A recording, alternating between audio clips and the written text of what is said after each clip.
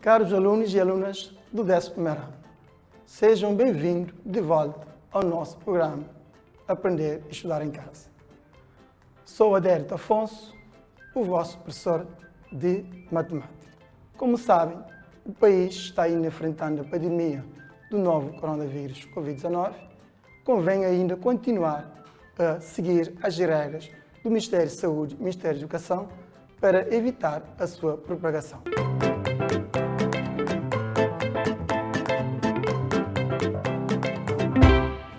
Bom, na nossa aula de hoje, nós vamos ver noções gerais relativas a uma função, ou seja, mais concretamente, análise do gráfico.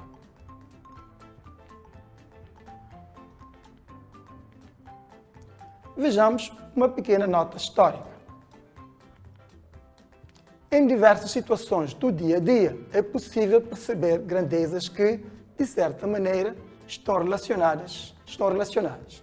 Ao abastecer um veículo, por exemplo, as grandezas, quantidade de combustível e preço a pagar estão diretamente relacionadas. Muitas destas relações podem ser descritas por conceito matemático denominado de função. O conceito de função é relativamente novo, visto que a maior parte do seu desenvolvimento ocorreu nos séculos XVIII e XIX, com contribuições de matemáticos como Leibniz, que nasceu em 646 e faleceu em 1716, Isaac Newton, 1642 e 1727, Euler, que nasceu em 1607 e faleceu em 1683, e por último, Fourier, em 1668 e 1830. Vejamos agora a definição do que é uma função. Dados dois conjuntos A e B não vazios, uma relação f de A em B é uma função quando associa a cada elemento x pertencente ao conjunto A um único elemento y pertencente ao conjunto B. E é simbolizado por f, dois pontos, é tal que está definida de A para B, em que a cada x faz corresponder f de x igual a y, onde x é o objeto e f de x, que é representado pela variável y, f de x igual a y, é a imagem. A variável y depende de x, por y é a variável dependente e x é a variável independente. Ao conjunto dos objetos chama-se domínio, representa-se por D índice f. Coincide sempre com o conjunto de partida, nesse caso o conjunto A, que nós definimos anteriormente. Ao conjunto das imagens, subconjunto do conjunto investigado, conjunto B, chama-se contradomínio, representa-se por D' índice f ou IM índice f.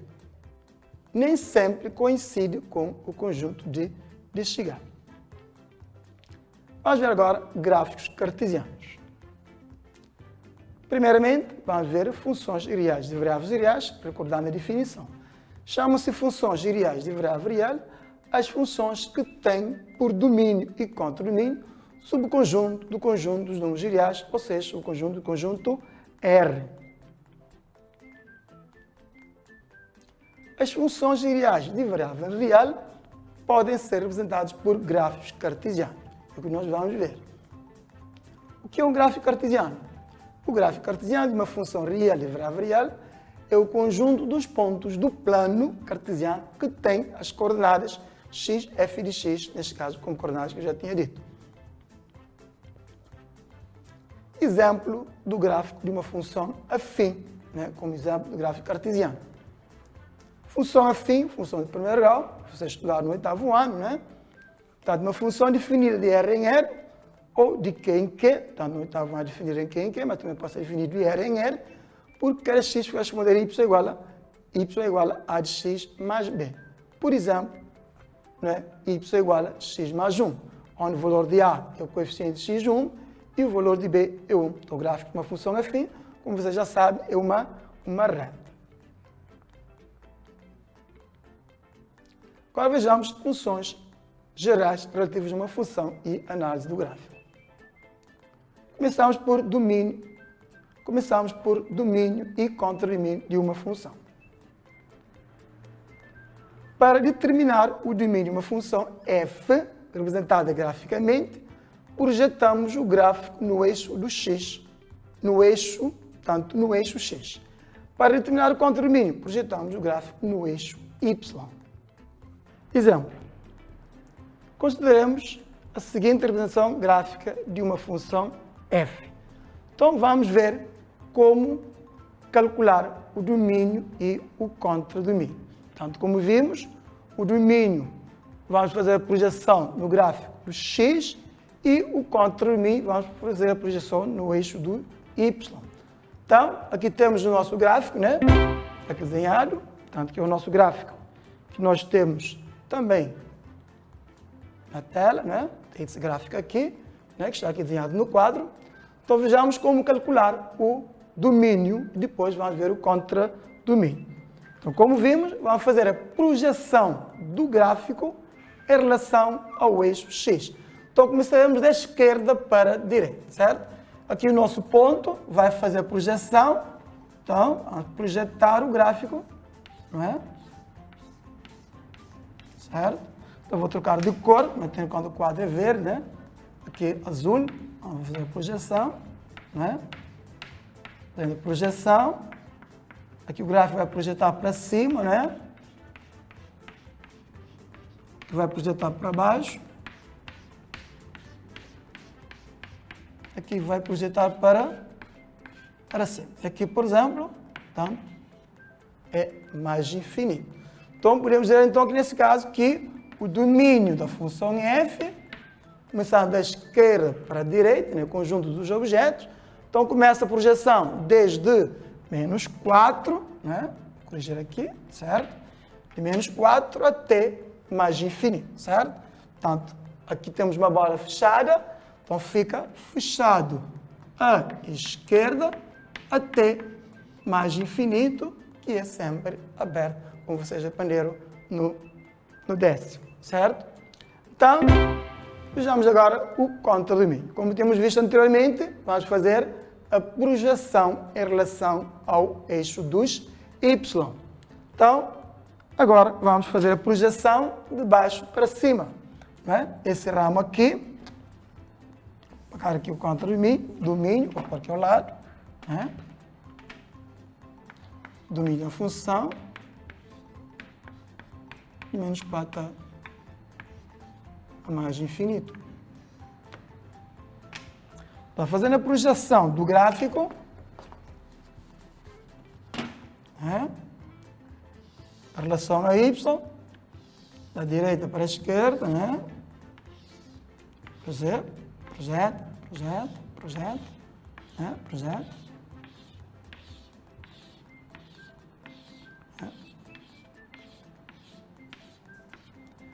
O outro gráfico também projeta, já está contido, né? Aqui também vai projetar, né? Todos vão projetar, né? Todo o gráfico. Então, teremos aqui desde menos infinito até 5. Então, teremos que contradomínio de linha de f, intervalo aberto, desde menos infinito a 5, certo? Então, vejamos aqui na tela, né? Tanto como eu tinha dito, domínio, o gráfico começa da esquerda, também é outra forma de calcular o domínio, começando da esquerda e fazer o trajeto do gráfico. Portanto, o gráfico começa, valor x menos 4 e projeta, continua,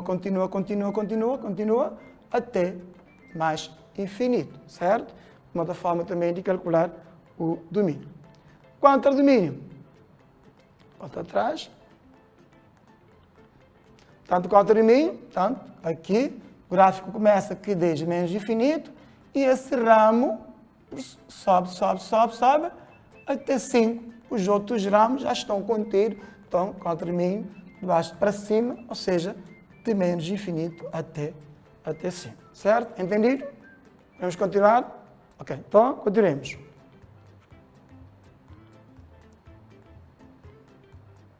Vejamos agora zeros de uma função.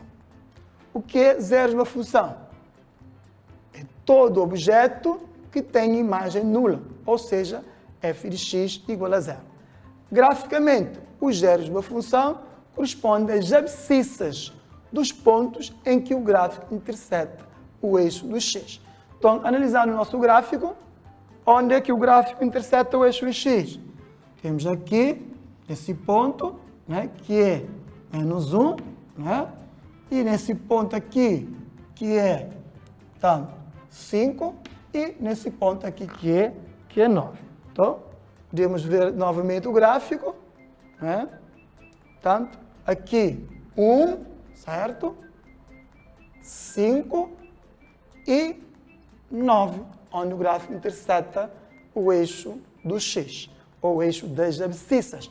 Então, neste caso, diremos que os zeros são 1, 5 e 9, certo?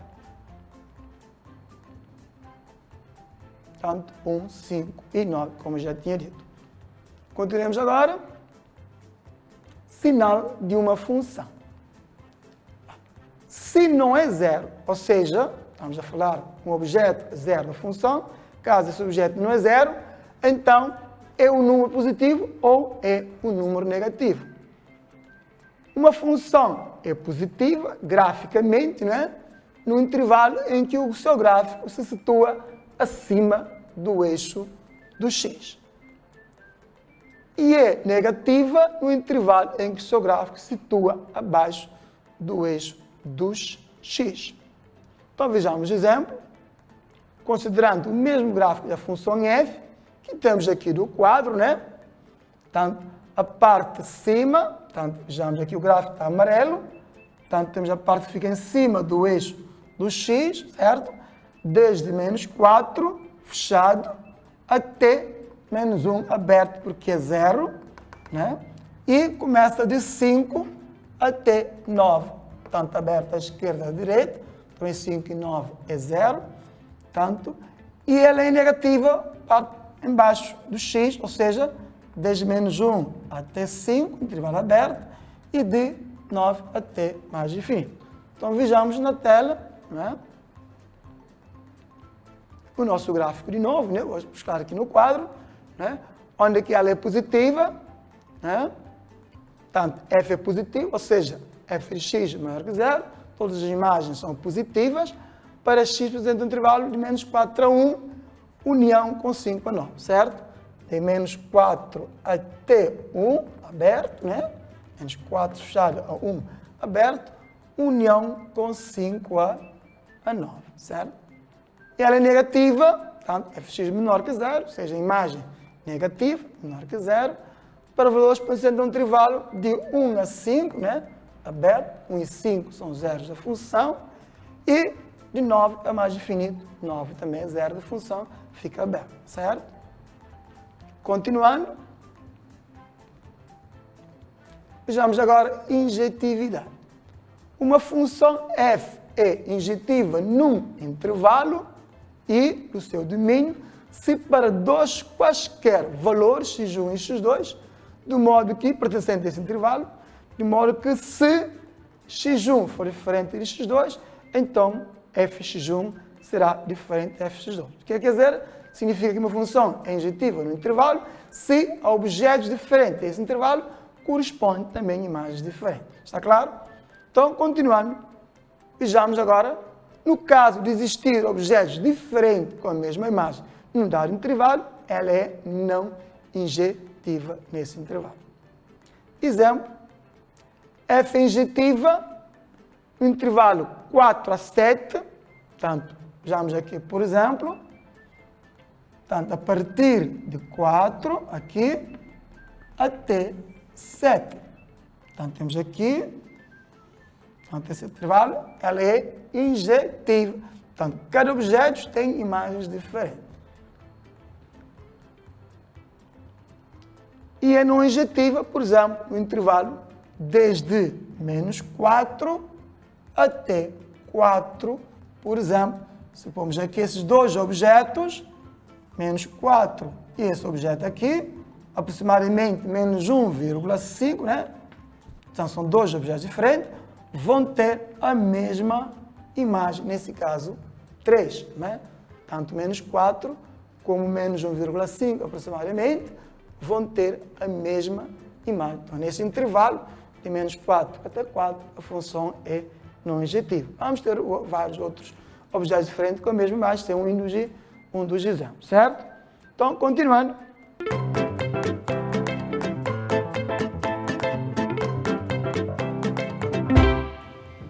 Já estamos praticamente no fim, vejamos agora um trabalho de casa, não é? Considere os gráficos das funções f e g representados abaixo. Temos aqui dois gráficos, f e g, que eu vou vos dar 2 minutinhos para copiarem em casa. Depois vamos editar os trabalhos de casa, tá certo?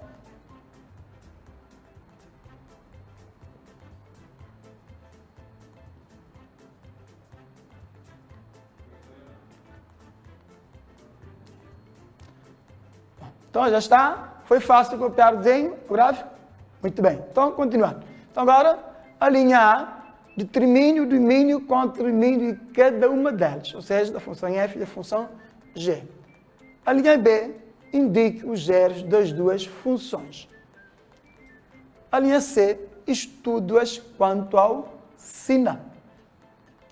A linha D indica intervalos onde as funções f e g são injetivas e onde não são injetivas. O trabalho de casa é sobre os dois gráficos, certo? Vocês vão determinar o domínio contra o domínio através do gráfico. Como vimos, a projeção do gráfico em relação a x, vamos determinar o domínio, e a projeção em relação a y vai nos dar o contradomínio. E os zeros da função, como já tinha dito, vão fazer os pontos onde o gráfico intersecta o eixo do x, certo? O sinal, vamos ver onde a função ela é positiva e onde ela é negativa. Para cima do eixo de x ela é positiva e para baixo ela é negativa. E por último, intervalo onde ela é injetiva e um exemplo onde ela é não injetiva, né? Certo? Esse é o nosso trabalho de casa. Entenderam? Alguém é capaz de me ajudar a fazer síntese da aula? Ou seja, o que é que nós vimos hoje? Então vamos lá. Isso, muito bem. Nós começamos por ver noções gerais relativas a uma função, né? Portanto, análise do gráfico, que é o nosso sumário. Comecemos com a definição, né, de uma função. Depois vimos como determinar graficamente o domínio e o contradomínio. De seguida vimos os zeros, né, também graficamente. Estudo do sinal, ou seja, onde ela é positiva, onde ela é negativa, né? E por fim vimos a injetividade. Claro, trabalho de casa também, certo? Espero que vocês não se esqueçam de fazer o trabalho de casa. Então, chegamos ao fim da nossa aula do programa Aprender e Estudar em Casa. Portanto, como sabem, perante essa situação da pandemia que nós estamos a viver, é melhor sempre continuar a seguir com as orientações do pessoal de saúde e do Ministério da Educação, entre outros. Acima de tudo, evitar aglomeração, fazer o distanciamento, uso de máscara e evitar trocas de materiais didáticos. Até a próxima aula.